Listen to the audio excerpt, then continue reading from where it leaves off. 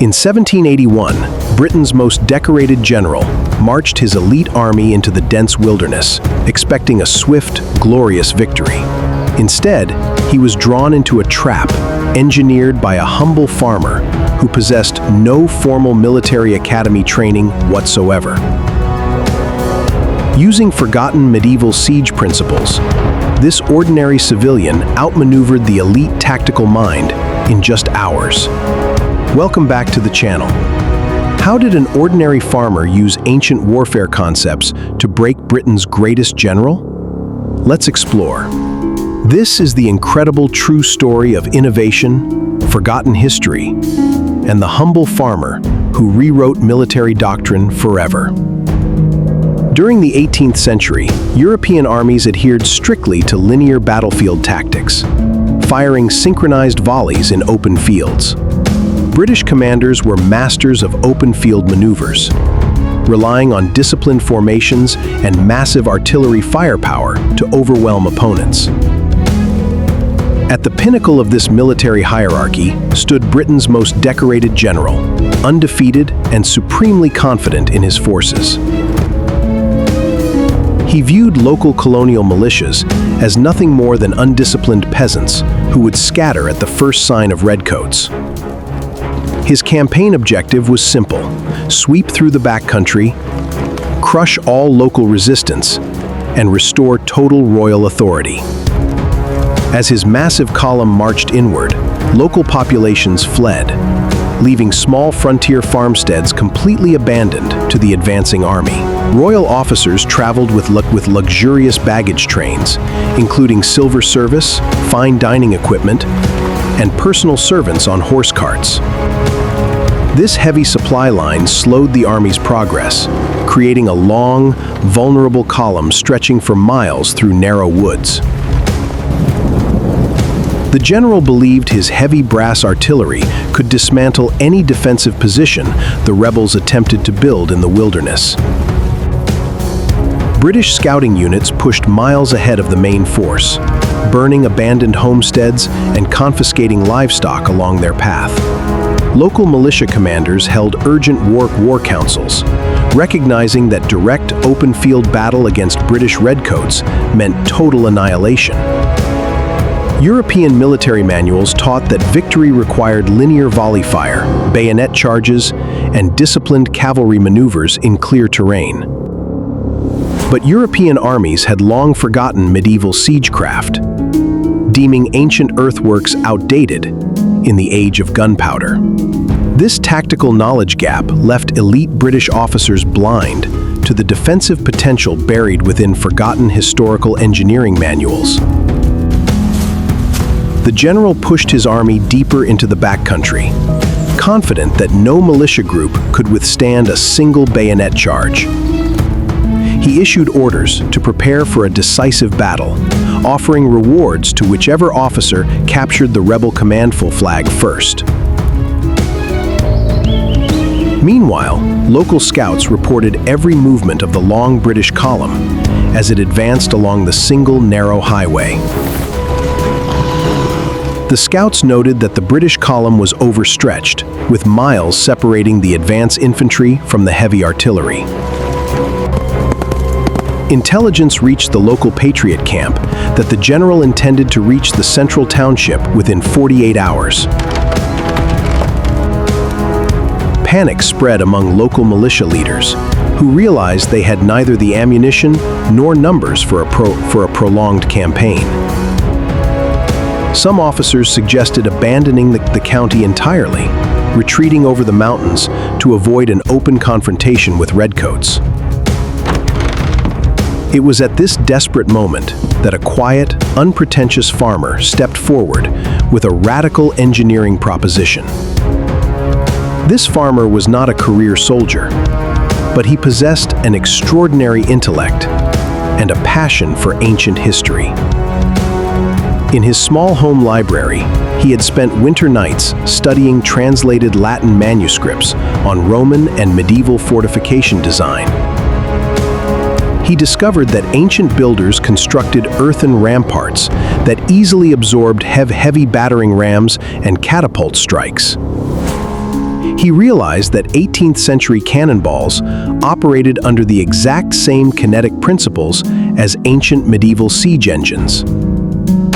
When cannonballs strike solid stone or timber walls, they shatter the material, creating deadly splinters that crush nearby defenders. But when heavy iron shot strikes a thick embankment of packed soil, the dirt simply absorbs the impact harmlessly. The farmer recognized that a properly constructed earthen redoubt could render Britain's formidable artillery completely useless in battle. Furthermore, he incorporated medieval ditch geometry designed to funnel advancing infantry into narrow, inescapable crossfire kill zones. By angling the earthen walls, defenders inside could fire continuously along the face of the outer ditch without exposing themselves. Unrolling his hand-drawn blueprints on the wooden table, the farmer explained his 1,000-year-old engineering plan to the skeptical officers. He promised that if they constructed this earthen trap in the woods, the British general would march directly into defeat. Traditional officers scoffed at the idea, arguing that digging dirt mounds was ungentlemanly and completely contrary to military tradition. They insisted that militia units needed to march out and face the enemy in open lines, like proper European infantry. But the senior militia colonel stepped forward, pointing out that open linear battle had already resulted in repeated disastrous defeats. With the British Army just 24 hours away, the colonel realized that unconventional medieval engineering was their only survival option. He placed the farmer in complete operational control of construction, ordering all local militia units to follow his instructions. The farmer selected a tactical site 3 miles ahead, a natural clearing along a narrow bend in the forest road. The site was ideal. Dense pine thickets flanked both sides, preventing the British Army from deploying cavalry on the wings. Furthermore, a small creek ran behind the clearing, providing a reliable water source for defenders during an extended siege. Couriers rode to nearby settlements, calling every available man to bring shovels, axes, pickaxes, and heavy draft oxen. Local blacksmiths worked through the afternoon, forging iron spade blades and sharpening timber axes for the massive digging project. Farmers, boys, and veteran woodsmen assembled at the chosen clearing as dusk fell, carrying lanterns and digging equipment. The farmer paced out the exact dimensions of the redoubt, driving wooden stakes into the soil to mark the walls. He designed a pentagonal shape, ensuring that every outer wall was protected by overlapping fields of fire from adjacent angles. He divided the workforce into organized teams: diggers, log cutters, earth movers, and palisade weavers. Strict noise discipline was enforced. No fires were permitted on the perimeter, keeping the construction hidden from enemy scouts. As darkness settled over the forest, 500 men raised their shovels and began digging the massive medieval trap. Throughout the humid autumn night, the clearing buzzed with intense, coordinated labor as tons of earth were excavated. Diggers carved out a 6-foot-deep outer ditch, throwing the heavy clay soil backward to form the main parapet wall. Log cutters felled massive white oak trees, stripping the trunks and hauling them to reinforce the inner earthen ramparts. The farmer supervised every layer, insisting that wet clay soil be packed tightly between interlocking wooden support beams. This composite structure of log cribbing and packed soil created an impenetrable shield capable of absorbing heavy cannon fire. The front face of the earthen wall was constructed at a 30-degree slope, designed to deflect incoming artillery shot upward. Along the crest of the 8-foot wall, weavers placed woven wooden gabions filled with heavy rocks to protect defenders. Narrow horizontal firing slits, called embrasures, were left between gabions, allowing riflemen to aim while remaining completely covered. Inside the fort, wooden firing steps were built along the inner wall, enabling riflemen to step up, fire, and step down. In the deep outer ditch, workers embedded hundreds of sharpened oak branches, pointing outward toward the expected enemy advance. These abattis barriers were designed to snag uniform coats and trip advancing infantry, under direct fire from the parapet above. The farmer checked the elevation angles of every firing slot, ensuring that no blind spots existed along the ditch perimeter. By 3 a.m, the main earthworks were complete, standing as a massive, dark fortress hidden inside the woods. To camouflage the fresh dirt, workers covered the outer ramparts with cut pine boughs and leaf litter from the forest floor. From 20 yards away, the massive fortification blended seamlessly into the surrounding natural forest landscape, becoming practically invisible. Exhausted workers gathered their tools and withdrew to the rear, leaving 600 chosen militia riflemen to man the fort. The farmer assigned riflemen to specific firing sectors, placing veteran marksmen at the angled corner bastions to cover the ditches. He organized a loading system behind the wall, assigning non-combatant boys to reload spare rifles continuously for the marksmen above. Ammunition wooden crates were distributed every 10 feet along the firing steps, ensuring defenders would not run out during battle. The farmer addressed his men, instructing them to remain silent and hold their fire until the enemy reaches the abattis ditch. As dawn broke over the forest, a thick morning fog settled into the clearing, enveloping the camouflaged earthen fortress. Meanwhile, miles down the highway, the British Army broke camp and resumed its confident march toward the county center. The general rode at the front of his column, entirely unaware that 600 riflemen waited behind a medieval fortress ahead. At 8 a.m, the British advance guard encountered a small unit of mounted militia scouts standing on the highway. The militia scouts fired a single harmless volley into the air and immediately turned their horses, fleeing down the forest trail. Seeing the rebels flee, the general smiled, drawn into the classical trap, and ordered his entire cavalry force to give chase. The British Army marched off the main highway, following the retreating scouts, straight toward the camouflaged earthen redoubt in the dense woods. The narrow forest trail compressed the long British column. They were forcing infantry regiments to pack tightly together behind the cavalry. Heavy artillery wagons churned up soft soil, becoming stuck in deep mud pits along the shadowed forest trail. Ignoring his stuck artillery, the impatient general pushed his infantry forward, determined to crush the fleeing rebels without delay. As the British cavalry burst into the clearing, the militia scouts vanished around the rear of the camouflaged earthen structure. The cavalry commander suddenly halted his horse, staring in utter shock at the massive, camouflaged dirt wall blocking the road.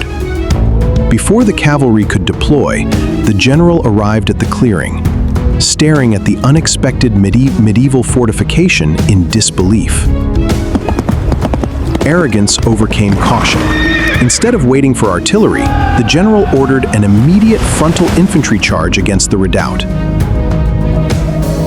800 British redcoats formed precise linear ranks in the clearing, fixing steel bayonets with practiced European discipline. Drums beat a steady Marty March cadence as the Redcoat Battalion advanced across the open clearing toward the silent dirt wall. Inside the redoubt, complete silence prevailed. 600 militiamen rested their long rifle barrels along the wooden firing slots. The farmer stood on the observation platform, watching the redcoat lines pass 30 yards, then 20 yards, entering the ditch. As the advance redcoats stumbled into the hidden, the farmer dropped his signal flag.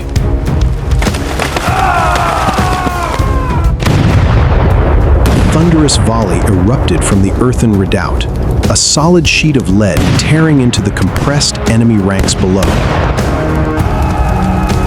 The devastating crossfire from the pentagonal bastions swept the ditch, shattering the front ranks of the British advance instantly. Stunned by the overwhelming fire from an invisible enemy, British infantry recoiled in horror, falling back into the clearing. Furious at the repulse, the general rode into the ranks, beating soldiers with the flat of his sword to reform the line. "Get back into line, you cowards! Turn around and fight!" 2 brass field cannons were hauled into position, opening fire on the earthen wall at point-blank range of 50 yards. Solid iron cannonballs slammed into the sloped clay ramparts, embedding harmlessly into packed soil without breaching the wall. Inside the fort, riflemen stepped onto wooden steps, fired through embrasures, and stepped down as soldiers handed them freshly loaded rifles. This continuous assembly line of rifle fire produced an uninterrupted barrage that rendered British bayonet charges completely impossible. The general ordered a second massive assault, but the angled ditch geometry funneled troops directly into lethal crossfire corners. British officers, standing in the open clearing, came under fire from frontier marksmen, while several officers fell across the field in rapid succession. Deprived of leadership, entire redcoat companies broke formation, seeking cover behind trees and wagon wreckage around the clearing. For 2 continuous hours, the elite British force hammered against the medieval earthen fort without gaining an inch of ground. Desperate to break the stalemate, the general drew his sword and galloped toward the ditch to personally lead a final charge. A veteran marksman, on the pentagonal bastion, aimed through his firing slot, tracking the gold-epauleted officer, riding through smoke. A single rifle shot echoed above the roar of battle. The general was struck in the shoulder and tumbled from his horse. Seeing their invincible commander fallen, total panic erupted throughout the remaining British ranks across the clearing. The wounded general was carried away by his aides as the shattered British army retreated in complete chaos down trail. Cheers erupted from inside the earthen redoubt as defending forces watched the opposing column retreat from the dirt fortress. The British retreat turned into a rout. Heavy brass cannons, supply wagons, and military chests were left abandoned in mud. The farmer stepped out from the earthen fortress, inspecting the clearing where Britain's greatest general had been decisively broken. British casualties exceeded 300 men, while the defenders inside the earthen fort lost less than 15 militiamen. News of the humiliating defeat reached British High Command in New York, sending shockwaves through the military establishment. British strategists could not comprehend how an untrained farmer had dismantled their finest linear infantry doctrine, using dirt. European military academies were forced to re-examine forgotten medieval engineering manuals they had dismissed centuries earlier as obsolete. The battle demonstrated a profound truth. True military innovation often comes from remembering past wisdom rather than pursuing new weapons. The victory secured the backcountry, forcing royal forces to abandon their campaign plans and fall back toward coastal garrisons. Having accomplished his mission, humble farmer refused military rank, title, or reward for his brilliant engineering masterclass.